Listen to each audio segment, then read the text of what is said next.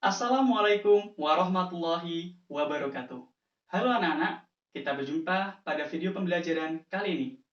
Perkenalkan, nama saya Faik Muhammad dari FKIP Universitas Jember, Pendidikan Bahasa dan Sastra Indonesia. Pada video pembelajaran kali ini, kita akan belajar KD 3.1, Bahasa Indonesia kelas 9 tentang struktur dan ciri kebahasaan teks pidato persuasif.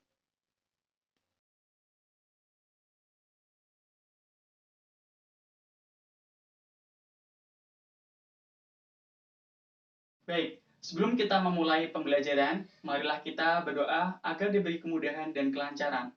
Berdoa menurut agama dan keyakinan masing-masing, dimulai.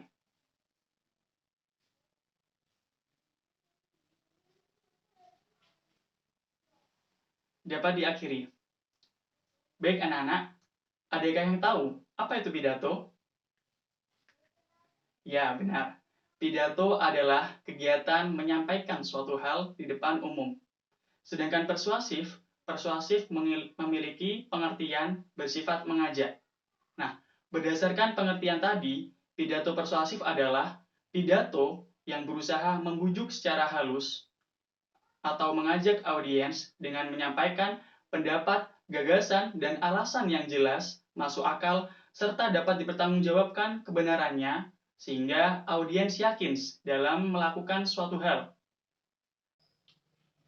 Lalu, bagaimana tujuan pidato persuasif? Tujuan pidato persuasif adalah mengajak, mempengaruhi, atau meyakinkan audiens untuk melakukan suatu hal. Sebagai contoh adalah mengajak untuk membeli suatu produk, atau mengajak untuk tidak membuang sampah sembarangan, atau bisa juga mengajak untuk mematuhi protokol kesehatan. Baik, selanjutnya kita memasuki pembahasan pada struktur teks pidato persuasif. Kira-kira apa saja struktur teks pidato persuasif? Baik, yang pertama adalah pembukaan, kemudian ada isi, dan yang terakhir adalah penutup. Nah, dari ketiga struktur pidato persuasif ini, bagian isi masih terbagi lagi menjadi 3 bagian.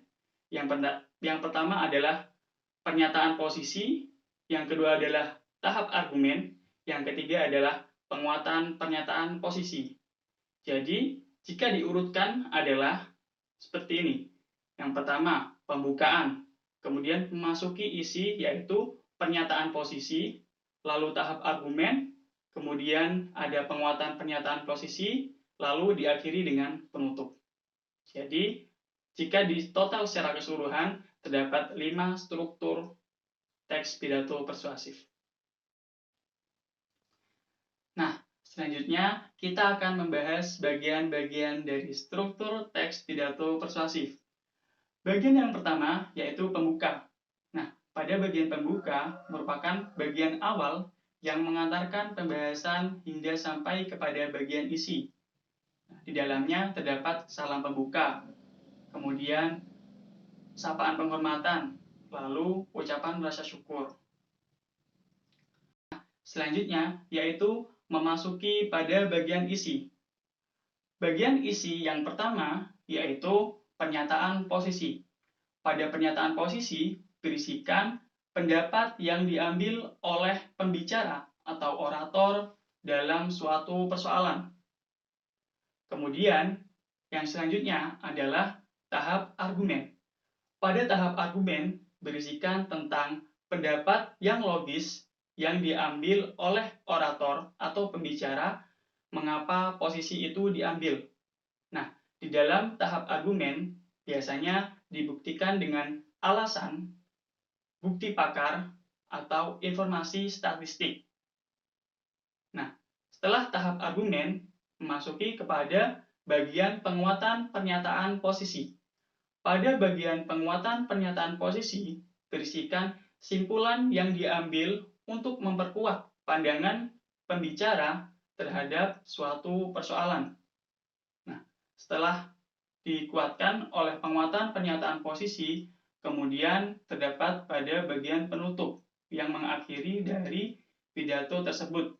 Nah, pada bagian penutup biasanya terdapat doa, kemudian harapan atau pesan, lalu salam penutup. Berikutnya adalah pembahasan ciri kebahasaan teks pidato persuasif. Umumnya, terdapat 5 ciri kebahasaan teks pidato persuasif. Yang pertama, ada nominalisasi. Yang kedua, penggunaan kalimat persuasif. Yang ketiga, penggunaan kata emotif. Yang keempat, penggunaan kata teknis. Dan yang kelima, penggunaan konjungsi.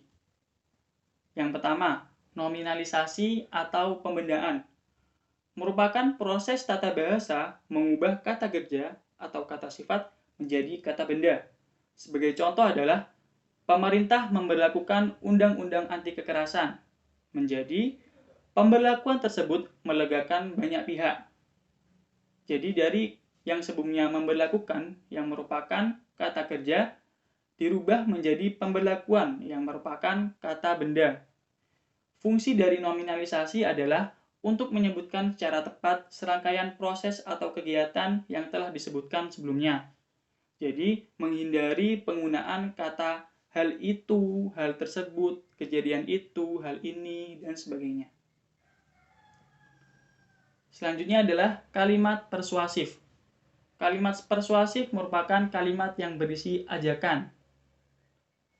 Sebagai contoh adalah, marilah bersama mewujudkan mimpi kita.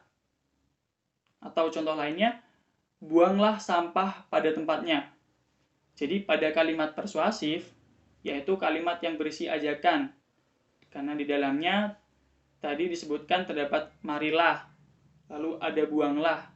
Atau contoh yang lain adalah, ayo cerdaskan masyarakat dengan gerakan membaca. Jadi mengajak masyarakat untuk membaca. Kemudian adalah penggunaan kosakata emotif. Kosakata emotif adalah kata kerja yang menimbulkan atau membangkitkan perasaan emosi, sehingga orang lain tergugah.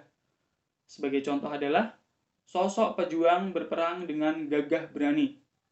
Jadi, kata gagah berani di sini merupakan bagian dari kosakata emotif karena menggugah atau membangkitkan perasaan emosi dari pendengar atau pembaca.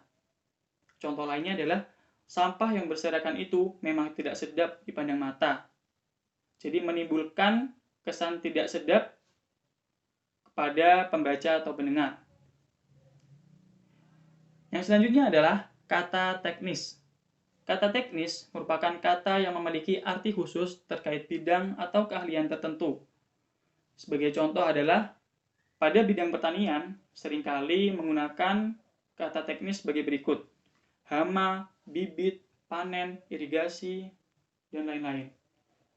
Atau contoh lainnya yaitu pada bidang perbankan. Seringkali menggunakan kata teknis sebagai berikut: defisit, surplus, bunga, dan yang lain-lain. Jadi itu tadi adalah kata teknis.